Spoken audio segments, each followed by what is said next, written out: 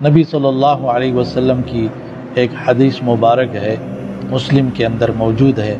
ابو ہریرہ رضی اللہ عنہ نے فرمایا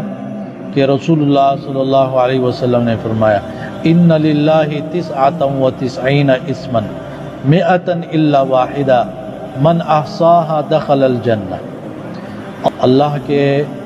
100 یعنی 99 نام ہیں، جو اس کو یاد کرتا ہے یعنی اس کے مطابق اپنی زندگی گزارتا ہے تو اللہ تبارک و تعالیٰ اس شخص کو جنت میں داخل کرے گا۔ اللہ کے نام اور صفات بے شمار ہیں،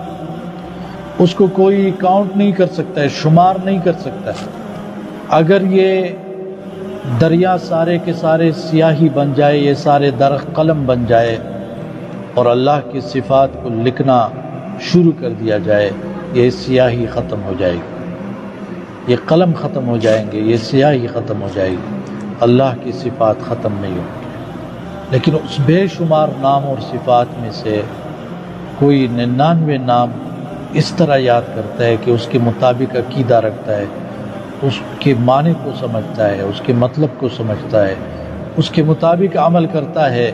تو اللہ تبارک و تعالیٰ ایسے شخص کو جنت میں داخل کرے گا۔ یہ اللہ کا نام الرحمن اتنا اہم ہے کہ اللہ کے سوا کسی کو آپ رحمان نہیں کہہ سکتے۔ کچھ نام ایسے ہیں انسانوں کو بھی کہے جاتے ہیں کہ وہ رحیم ہے، رحم کرنے والا ہے، وہ سمیع ہے، سننے والا ہے، وہ بصیر ہے، دیکھنے والا ہے، لیکن اللہ کا دیکھنا وہ اللہ کی شان کے مناسب ہے، بندے کا دیکھنا بندے کے مناسب۔